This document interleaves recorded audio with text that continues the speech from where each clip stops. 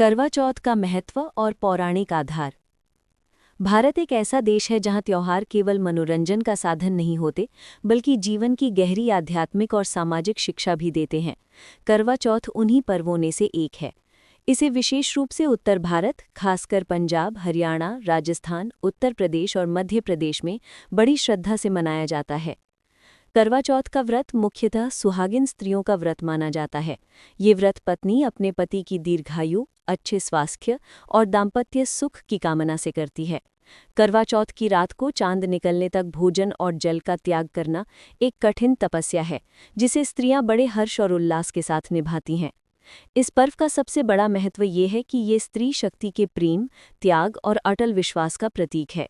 जिस तरह से पति पत्नी के जीवन का आधार होता है, उसी तरह पत्नी भी त्याग, विश्वास और प्रेम से परिवार को संभालती है।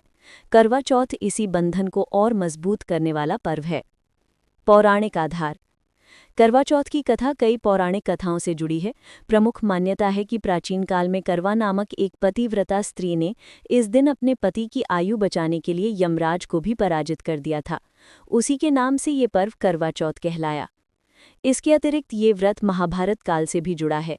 द्रौपदी ने अर्जुन की रक्षा के लिए भगवान श्रीकृष्ण की आज्ञा से करवा चौथ का व्रत किया था। श्रीकृष्ण ने उन्हें ये व्रत रखने का महत्व बताया था कि इससे पति के जीवन में संकट टल जाता है। इसके अलावा सावित्री और सत्यवान की कथा भी इस पर्व से गहराई से जुड़ी है। सावित्री ने अपने पतिव्रत बल से यमराज से अपने पति को पुनः जीवन दिलवाया था। करवा चौथ का ऐतिहासिक और सांस्कृतिक विकास। करवा चौथ पर्व केवल धार्मिक आस्था तक सीमित नहीं है, बल्कि इसके पीछे गहरी सामाजिक और ऐतिहासिक पृष्ठभूमि भी है। भारत जैसे कृषि प्रधान देश में परिवार और समाज का ढांचा स्त्रियों की निष्ठा और त्याग पर टिका हुआ रहा है। इस व्रत का स्वरूप समय के साथ बदलता गया, लेकिन इसका मूल भावनात्मक केंद्र, पति की दीर्घायु और परिवार का कल्याण, आज भी वही है। ऐतिहासिक पहलू। कहा जाता है कि प्राचीन काल में जब राजाओं और सामंतों को युद्ध पर जाना पड़ता था, तो उनकी पत्नियां करवा चौथ का व्रत रखकर अपने पति की विजय और सुरक्षित लौटने की प्रार्थना करती थीं। चूंकि इन युद्धों में महीनों और वर्षों का समय लग जाता था, इसलिए स्त्रियां अपने पतियों की सुरक्षा के लिए ईश्वर से विशेष कृपा मांगती थीं। इसके अलावा करवा चौथ का संबंध फसल और कृषि चक्र से भी है। ये पर्व कार्तिक मास की कृष्ण पक्ष की चतुर्थी को आता है। ये समय नई फसल बोने का होता है। किसान परिवारों में स्त्रियां अपने पति की रक्षा के साथ साथ अच्छी फसल की भी कामना करती थीं। करवा यानी मिट्टी का छोटा घड़ा में पानी भरकर पूजा करना भी यही संकेत देता है कि पानी जीवन और कृषि दोनों के लिए अनिवार्य है। सांस्कृतिक महत्व। करवा चौथ भारतीय संस्कृति में वैवाहिक बंधन की गहराई को दर्शाता है। भारतीय समाज में विवाह केवल दो व्यक्तियों का मिलन नहीं, बल्कि दो परिवारों और दो संस्कृतियों का संगम माना जाता है। इस व्रत के माध्यम से पत्नी अपने पति के साथ साथ उसके पूरे परिवार के कल्याण की भी कामना करती है। इसके साथ ही ये पर्व स्त्रियों को एक सामूहिकता का अनुभव भी कराता है। गांव और कस्बों में सभी महिलाएं मिलकर सजी धजी बैठती हैं, एक दूसरे को अपने सुहाग की दीर्घायु की शुभकामनाएं देती हैं। इस प्रकार करवा चौथ केवल एक व्यक्तिगत व्रत नहीं, बल्कि समाज में आपसी सहयोग और बहनापे को भी बढ़ावा देने वाला पर्व है। करवा का प्रतीकात्मक अर्थ। करवा शब्द का अर्थ है मिट्टी का पात्र। इस पात्र का उपयोग जल संग्रहण और संरक्षण के लिए किया जाता था। पानी जीवन का सबसे बड़ा आधार है, इसलिए करवा चौथ का नाम इस पात्र पर रखा गया। चौथ का अर्थ है चतुर्थी तिथि। इस प्रकार करवा चौथ का अर्थ हुआ जल से जुड़े करवे की पूजा की चौथी तिथि। इससे ये भी स्पष्ट होता है कि करवा चौथ केवल वैवाहिक जीवन की सुरक्षा के लिए नहीं, बल्कि जीवन की मूलभूत आवश्यकताओं और समृद्धि का भी प्रतीक है। लोक कथाएं और जनश्रुतियाँ। कई गांवों में मान्यता है कि करवा चौथ पर व्रत रखने वाली स्त्री यदि मन से सच्ची प्रार्थना करे तो उसका पति कभी अकाल मृत्यु को प्राप्त नहीं होता। एक अन्य जनश्रुति के अनुसार इस दिन महिलाएं एक दूसरे के घर जाकर करवा यानी घड़ा और मिठाइयों का आदान प्रदान करती हैं। इसे सौभाग्य और बहनापे की परंपरा कहा जाता है।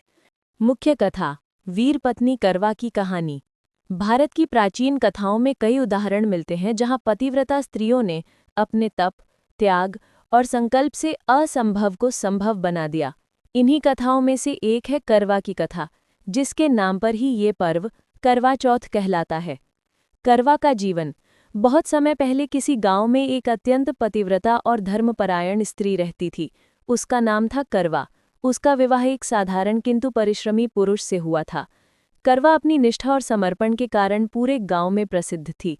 लोग कहा करते थे कि करवा जैसी पत्नी यदि किसी को मिल जाए तो वो पुरुष सच्चा सौभाग्यशाली है। करवा का पति उसे बहुत प्रेम करता था, किंतु पति पत्नी का प्रेम केवल सांसारिक सुखों तक सीमित नहीं था। ये रिश्ता गहरे विश्वास और आत्मिक जुड़ाव पर आधारित था। करवा का पतिव्रत धर्म। करवा प्रतिदिन अपने पति की सेवा में लगी रहती। सुबह जल्दी उठकर घर का सारा कार्य करती, फिर पति के लिए भोजन और जल का प्रबंध करती। वो केवल शरीर से ही नहीं बल्कि मन और आत्मा से भी पति को पूज्य मानती थी। उस समय की मान्यता थी कि यदि पत्नी सच्चे हृदय से पति की दीर्घायु की कामना करे तो स्वयं देवता भी उसके संकल्प को तोड़ नहीं सकते। करवा भी ऐसी ही स्त्री थी, अडिग, दृढ़ और तपस्विनी। एक दिन की घटना। एक बार करवा का पति नदी में स्नान करने गया। स्नान करते समय उसे एक मगरमच्छ ने पकड़ लिया। मगरमच्छ ने उसके पैर जकड़ लिया और उसे गहराई में खींचने लगा। पति ने बहुत प्रयास किया पर मगरमच्छ के बल के सामने असहाय हो गया। वो दर्द से चिल्लाने लगा, हाय अब मेरा जीवन संकट में है, कोई मुझे बचाए। किनारे पर खड़ी करवा ने जब अपने पति की पुकार सुनी तो वो तुरंत नदी की ओर दौड़ी। उसने एक मजबूत डोरी ली और मगरमच्छ को बांध दिया। करवा का संकल्प। मगरमच्छ को बांधने के बाद करवा ने अपने तप और पतिव्रत शक्ति से यमराज को पुकारा। यमराज प्रकट हुए और बोले, हे सती, ये प्राणी मेरे दूत द्वारा पकड़ा गया है। इसका समय आ चुका है, इसे मृत्यु से कोई नहीं बचा सकता। करवा ने दृढ़ स्वर में उत्तर दिया, हे यमराज, मेरे पति की आयु अभी शेष है। यदि आपने इन्हें मारा तो मैं अपने तप बल से आपको नष्ट कर दूंगी। यमराज मुस्कुराए और बोले, हे करवा, तुम्हारा तप और सतीत्व बहुत महान है। तुम्हारे समान पतिव्रता स्त्री दुर्लभ है, परंतु नियम और काल को कोई नहीं बदल सकता। करवा फिर भी अडिग रही। उसने कहा, यमराज, यदि आप मेरे पति को छोड़ते नहीं तो मैं अपने श्राप से आपको भस्म कर दूंगी। करवा की आंखों में जो अग्नि थी वो देख यमराज भी विचलित हो उठे। उन्होंने अनुभव किया कि ये स्त्री साधारण नहीं है, इसके तप बल के सामने मैं भी पराजित हो सकता हूँ। यमराज का पराजय। अंततः यमराज ने मगरमच्छ को मारा और करवा के पति का जीवन सुरक्षित कर दिया। उन्होंने कहा, हे करवा, आज से तुम्हारा नाम अमर रहेगा। तुम्हारे पतिव्रत धर्म की गाथा संसार में गाई जाएगी। जो स्त्री इस दिन व्रत रखेगी उसके पति की दीर्घायु होगी और उसे कभी अकाल मृत्यु का सामना नहीं करना पड़ेगा। करवा की विजय। इस प्रकार करवा ने अपने साहस और पतिव्रता से अपने पति को मृत्यु के मुख से बचाया। उसके बाद से ये दिन पतिव्रता स्त्रियों का सबसे बड़ा व्रत माना जाने लगा। करवा की कथा हमें ये सिखाती है कि स्त्री का प्रेम और त्याग केवल भावुकता नहीं बल्कि एक शक्ति है। यदि वो ठान ले तो मृत्यु और काल को भी बदल सकती है। प्रतीकात्मक महत्व। मगरमच्छ बराबर जीवन के संकट और मृत्यु का प्रतीक। नदी बराबर संसार के उतार चढ़ाव। करवा बराबर पतिव्रता और अटूट विश्वास। यमराज पर विजय बराबर ये संकेत कि प्रेम और निष्ठा सबसे बड़ी शक्ति है। करवा की ये कथा आज भी हर सुहागिन स्त्री को ये विश्वास देती है कि उसके प्रेम और तप से उसके पति की रक्षा होगी। यही कारण है कि करवा चौथ के दिन स्त्रियां निर्जल उपवास रखकर अपने पति की लंबी आयु की प्रार्थना करती हैं। सावित्री और सत्यवान की कथा का संबंध। करवा चौथ केवल करवा की कथा तक सीमित नहीं है, बल्कि भारतीय पौराणिक परंपराओं में इसकी जड़ें और गहरी हैं। इसे सावित्री सत्यवान की कथा से भी जोड़ा जाता है। यह कथा पतिव्रता नारी की दृढ़ता, साहस और अटल संकल्प की मिसाल है। सावित्री का विवाह। बहुत समय पहले एक महान राजा अश्वपति हुआ करते थे। वे पुत्रहीन थे। उन्होंने पुत्री प्राप्ति के लिए कठोर तपस्या की। उनकी तपस्या से प्रसन्न होकर देवी सावित्री ने उन्हें एक तेजस्विनी कन्या प्रदान की। उसी कन्या का नाम रखा गया सावित्री। सावित्री बचपन से ही अत्यंत रूपवती, बुद्धिमान और साहसी थी। वो वेद शास्त्रों का ज्ञान रखती थी और हर विषय पर तर्क वितर्क कर सकती थी। जब वो विवाह योग्य हुई तो राजा अश्वपति ने उससे कहा, बेटी, तू स्वयंवर का चयन कर सकती है, ये तेरा स्वयंवर होगा। सावित्री ने कई राज्यों का भ्रमण किया और अंततः उसने सत्यवान नामक युवक को अपना जीवनसाथी चुना। सत्यवान का दुर्भाग्य। सत्यवान एक वनवासी और तपस्वी राजा द्युम्नसेन का पुत्र था। द्युम्नसेन का राज्य छिन जाने के बाद वो वन में रहने लगे थे। सत्यवान अपने माता पिता की सेवा में दिन रात लगा रहता था। जब सावित्री ने सत्यवान को चुना तो नारद मुनि ने सावित्री को चेतावनी दी, सावित्री, सत्यवान निश्चय ही गुणवान है, किंतु इसका जीवन बहुत छोटा है। इसके विवाह की 1 वर्ष बाद ही इसकी मृत्यु निश्चित है। ये सुनकर सभी लोग विचलित हो गए, लेकिन सावित्री ने दृढ़ स्वर में कहा, जिसे मैंने एक बार अपना वर चुन लिया वही सदा मेरा पति रहेगा, चाहे उसका जीवन 1 दिन का ही क्यों न हो। सावित्री का संकल्प। सावित्री ने विवाह के बाद अपने पति और ससुराल की सेवा में स्वयं को समर्पित कर दिया। वो जानती थी कि सत्यवान के जीवन में केवल 1 वर्ष शेष है। दिन ब दिन समय निकट आता जा रहा था। आखिरकार वो दिन आ पहुंचा जिसकी भविष्यवाणी नारद मुनि ने की थी। उस दिन सावित्री ने कठोर उपवास किया। उसने भगवान से प्रार्थना की, हे प्रभु, मेरे पति के जीवन की रक्षा करें। यदि मेरे सतीत्व में कोई शक्ति है तो मेरे सत्यवान को मृत्यु से बचा लें। सत्यवान की मृत्यु। उस दिन सत्यवान लकड़ी काटने के लिए वन में गया। सावित्री भी उसके साथ चली गई। अचानक सत्यवान का सिर भारी हो गया और वो अपनी पत्नी की गोद में लेट गया। कुछ ही क्षणों में उसकी प्राण शक्ति निकलने लगी। उसी समय यमराज प्रकट हुए और सत्यवान का प्राण हरने लगे। सावित्री ने देखा कि यमराज उसके पति को लेकर जा रहे हैं। वो तुरंत उठी और उनके पीछे चल पड़ी।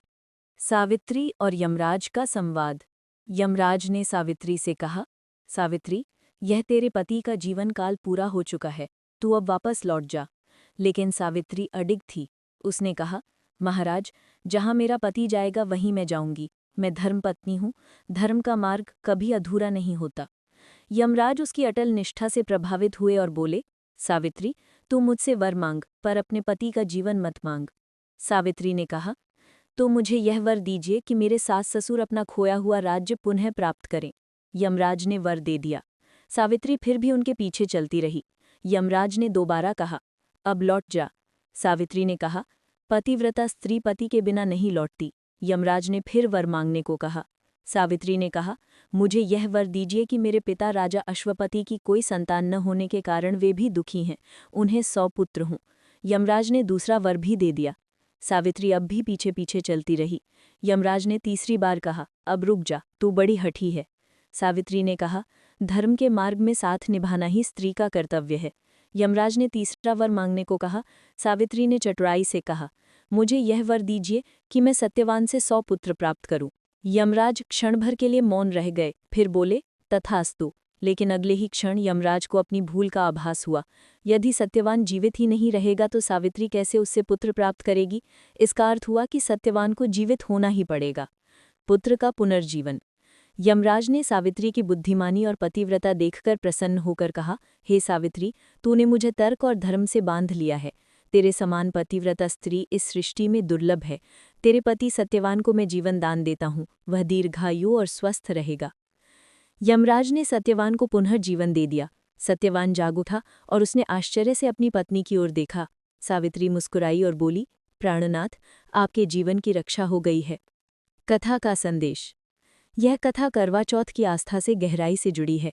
जिस प्रकार सावित्री ने अपने सतीत्व और अटल संकल्प से यमराज को भी परास्त किया, उसी प्रकार करवा चौथ का व्रत रखने वाली स्त्रियां मानती हैं कि उनका व्रत उनके पति की आयु बढ़ाता है। यह केवल अंधविश्वास नहीं, बल्कि यह पत्नी की निष्ठा, त्याग और प्रेम का प्रतीक है। शिक्षा। सावित्री का धैर्य हमें यह सिखाता है कि विपरीत परिस्थितियों में भी आशा नहीं छोड़नी चाहिए। सत्यवान का पुनर्जीवन यह बताता है कि पतिव्रता स्त्री की शक्ति संसार की सबसे बड़ी शक्ति है। यमराज का पराजय इस सत्य को स्थापित करता है कि प्रेम और निष्ठा मृत्यु से भी बड़ी होती है। इस प्रकार सावित्री और सत्यवान की कथा करवा चौथ पर्व की आस्था को और भी दृढ़ बनाती है। वेदी और पूजा विधि का विस्तार। करवा चौथ का व्रत केवल उपवास और चंद्रमा को अर्घ्य देने तक सीमित नहीं है। इसके पीछे एक पूरी पूजा पद्धति, सामग्री का महत्व और प्रतीकात्मकता छिपी हुई है। ये पूजा केवल एक क्रिया नहीं, बल्कि पति पत्नी के रिश्ते को मजबूत करने और स्त्री की आस्था को दिव्यता से जोड़ने का साधन है। करवा चौथ की तैयारी। 1. 16 श्रृंगार। इस दिन महिलाएं विशेष रूप से सजती संवरती हैं। परंपरा है कि विवाहित स्त्रियां अपने पति के लिए 16 श्रृंगार करती हैं। इसमें शामिल हैं कुमकुम, सिंदूर, बिंदी, मांग टीका, काजल, कंगन, मेहंदी, पायल, बिछुए, अंगूठी, हार, नथ, झुमके, साड़ी, चूड़ियाँ और गजरा।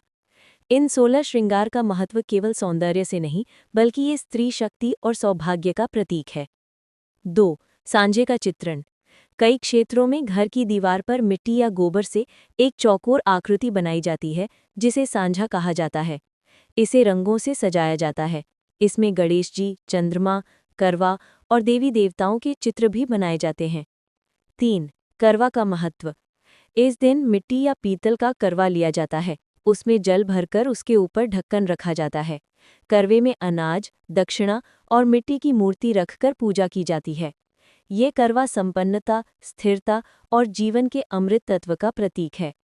पूजा का क्रम। 1. दिन भर उपवास। सुबह से ही महिलाएं व्रत रखती हैं। इस व्रत को अक्सर निर्जला उपवास कहा जाता है, यानी इसमें जल भी ग्रहण नहीं किया जाता। व्रत का आरंभ सूर्योदय से होता है और चंद्रमा के दर्शन के बाद समाप्त होता है। 2. संध्या की पूजा। शाम के समय जब चांद निकलने का समय निकट होता है, तब महिलाएं सजी धजी बैठकर पूजा करती हैं। पूजा की वेदी पर करवा, मिट्टी की मूर्तियां और थाली सजाई जाती है। इस थाली में इन सामग्रियों का होना आवश्यक है: दीपक, रोली, कुमकुम, अक्षत, चावल, मिठाई, फल, मेहंदी, साड़ी या चुनरी करवा पर चढ़ाने के लिए। 3. कथा श्रवण। पूजा के दौरान महिलाएं एकत्र होकर करवा चौथ की कथा सुनती हैं। कोई एक स्त्री कथा सुनाती है और बाकी सब ध्यानपूर्वक सुनती हैं। कथा के बीच बीच में करवा चौथ माता की जय बोला जाता है। कुछ जगहों पर महिलाएं पूजा के दौरान एक दूसरे के बीच करवा का आदान प्रदान करती हैं। ये सौहार्द और बहनापी का प्रतीक है। चंद्रमा को अर्घ्य। पूजा का सबसे महत्वपूर्ण भाग है चांद को अर्घ्य देना। क्रम इस प्रकार है: 1. जब चांद निकलता है तो महिलाएं छलनी लेकर खड़ी होती हैं। 2. छलनी से पहले चांद को देखती हैं और फिर उसी छलनी से अपने पति का चेहरा देखती हैं। 3. इसके बाद वे जल से भरा करवा लेकर चांद को अर्घ्य देती हैं। 4. पति पत्नी को पानी पिलाकर व्रत खोलता है। कई जगह पति अपनी पत्नी को पहला निवाला भी खिलाता है। आध्यात्मिक महत्व। करवा चौथ की पूजा केवल एक रीति रिवाज नहीं है, बल्कि इसमें गहरी आध्यात्मिकता छिपी है। चांद मन और शांति का प्रतीक, करवा जीवन जल और स्थिरता का प्रतीक, छलनी भौतिक और आध्यात्मिक दृष्टि के बीच का अंतर। पहले चांद फिर पति को देखने का भाव यह है कि पत्नी पहले ब्रह्मांडीय शक्ति से जुड़ती है और फिर अपने जीवन साथी से। उपवास आत्मसंयम और तपस्या का प्रतीक। सामूहिकता का भाव। इस व्रत का सबसे बड़ा आकर्षण है कि सभी महिलाएं मिलकर एक दूसरे के साथ बैठती हैं। गांव और शहर की महिलाएं अपने घर से सज धज कर आती हैं, वेदी पर बैठती हैं और गीत गाती हैं: करवा चौथ व्रत आया रे, सौभाग्य लेकर आया रे। ये केवल एक व्यक्तिगत अनुष्ठान नहीं, बल्कि समाज में स्त्री एकता और बहनापे का संदेश है। इस प्रकार करवा चौथ की पूजा विधि केवल बाहरी अनुष्ठान नहीं है, बल्कि ये स्त्री शक्ति, परिवार की एकता और आध्यात्मिक चेतना का अद्भुत संगम है। सास बहू का अद्भुत बंधन। करवा चौथ केवल पति पत्नी के रिश्ते को ही नहीं, बल्कि सास बहू के रिश्ते को भी मजबूत करता है। परंपरा रही है कि इस दिन सास अपनी बहू को सरगी देती है। ये सरगी केवल भोजन नहीं, बल्कि आशीर्वाद और प्रेम का प्रतीक है। सुबह सास बहू को उठाती है, स्नान कराती है और चांदी की थाली में मिठाई, फल, सूखे मेवे, कपड़े और आभूषण रखकर बहू को देती है। साथ ही कहती है, बेटी, जैसे तुमने आज मेरे बेटे की लंबी उम्र के लिए ये व्रत किया है, वैसे ही सदा सुहागन रहो। इस आशीर्वाद के साथ बहू का मन गर्व और श्रद्धा से भर जाता है। कई जगह परंपरा है कि बहू भी अपनी सास को कपड़े और उपहार देती है। ये लेन देन केवल वस्तु का नहीं होता, बल्कि दो पीढ़ियों के बीच प्रेम और विश्वास का आदान प्रदान होता है। कथा के अनुसार जो बहू सास से सरगी ग्रहण करती है और श्रद्धा से व्रत करती है, उसके घर में सुख समृद्धि बनी रहती है। चांद का इंतजार। करवा चौथ का सबसे रोमांचक पल वो होता है जब रात को सभी व्रती स्त्रियां चांद निकलने का इंतजार करती हैं। दिन भर की थकान के बावजूद उनके चेहरे पर एक अद्भुत आभा होती है। हाथों की मेहंदी, माथे की बिंदी, लाल चुनरी और आभूषणों से सजी स्त्रियां